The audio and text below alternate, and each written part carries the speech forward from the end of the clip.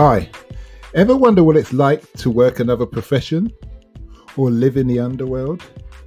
Listen to unsuspecting riders give a 10 to 15 minute personal masterclass as I spontaneously interview them as they enter my taxi.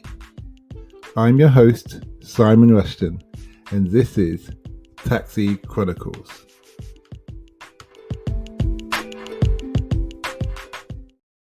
Morning. Yes, we're back with another rider, another episode. Today we have the lovely Sally. For the listeners, the regular listeners, you know what that means. It's the anonymous time. She's going to talk about heartache, relationships, and this circumstances. So nice to have you here today, Sally. So tell us, what's on your mind? What's on my mind is that this has been the first time that I've spent really long time alone, and it's been something that I've been trying to do for a long time, knowing that it would be good for me, but not being able to do it because there were too many distractions in life. And Sorry, are we talking alone relationship or alone like lockdown? Both. Okay. Completely alone, living completely alone, and also not in a relationship. So completely alone and not ever, like, no distraction, like no person to depend on, just completely alone. And I've always thought I need to do this because I've never been alone. I've always hopped from relationship to relationship, and it's been incredibly hard and I've been really sad, and I've been crying a lot, but I think that it's what needs to happen in order to be more joyful in the future, and that I've just avoided this process for many years, and in this strange way lockdown has forced me to do it. So it's been beneficial for me, and I've been basically just pining after this boy for man, shall I call him? He's a man. For weeks now. Just, but not what I would have done before is I would have been sad and then escaped it by going out, meeting people, getting drunk. And now I just sit with the sadness and allow it to wash over me and process it, and I think that that's going to be very beneficial for me in the future. Do you understand why you feel you need company? So my cousin speaks of this. She says some women always need to have a man in their life. Yeah, I think I'm only coming to understand that now, and I think it's to do with a self-esteem issue. You can present yourself as a very confident person in life and go around talking confidently, being socially confident, but inside you can lack self-esteem. And I think that because of a sort of deep-rooted and quite subconscious lack of self-esteem, I've needed somebody to validate me and to make me feel good, and I haven't been able to do that for myself. And this time has been really difficult, but I think I have ultimately learned that this too shall pass, and whatever feelings you have of sadness will move on, and you don't need somebody else to make that happen. You can do it to validate you, yeah, and to help you pass through this time. Your feelings will pass. So that's been a really sort of big experience in my life over the last few weeks and months, but really only the last few weeks have I felt the benefits of it. Can I ask you, were you close with your father?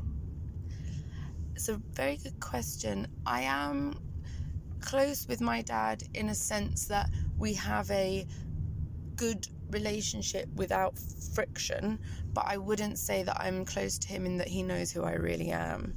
I've lived a sort of life of lots of drink and drugs in the past, and he doesn't know any of that, and so there's a big side of me that he has no idea exists. I think he still thinks that I'm basically a innocent angel. Do you? Okay, but why? obviously people take drinks and drugs for different reasons. Why do you think you started on the road of drinks and drugs? Or, better still, why do you think you've hidden who you are purposely from your father? Yes, absolutely, yeah. I think I obviously was worried about what he would think. There was shame attached to it. I'm only able to see this now in hindsight, obviously, as a teenager. Just to be clear, I've never had necessarily an addiction problem, but I've certainly been like a party girl and escaped things. And the answer is that he's from a very different world to the one that he brought me up in. He grew up in rural South Africa and brought up a girl in London and gave her lots of opportunities, and she was very free, and she took that freedom and she ran with it, and she had a lot of fun. And he wouldn't understand that because he's never grown up in an urban environment. He grew up in a very sheltered place.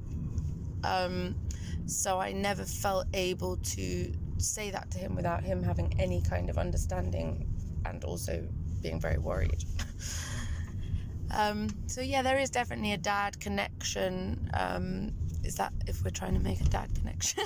But there definitely is. He doesn't know who I really am. Would you want him to, though?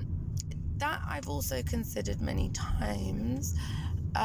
See, because my brother was able to tell him these same things. We've lived similar lives. And he's a boy. And I just felt like there was this code I couldn't break between father and daughter.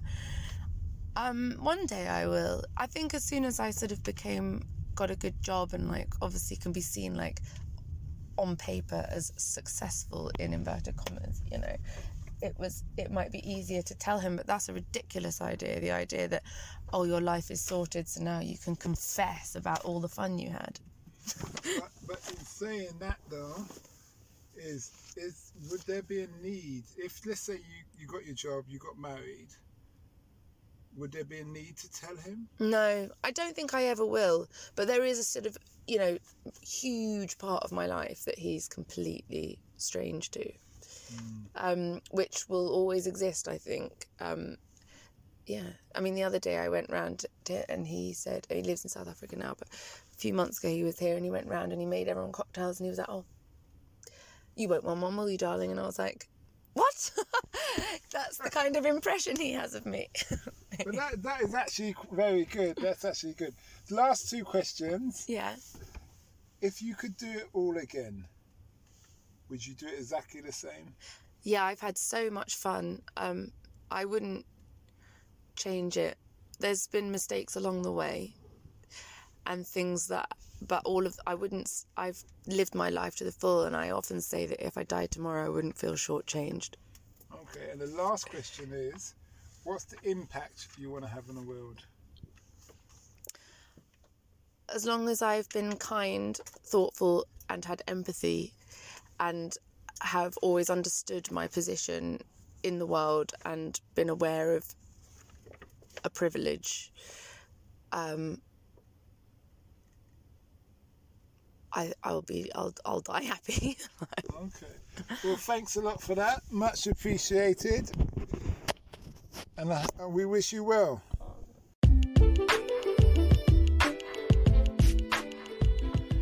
We hope you liked that interview.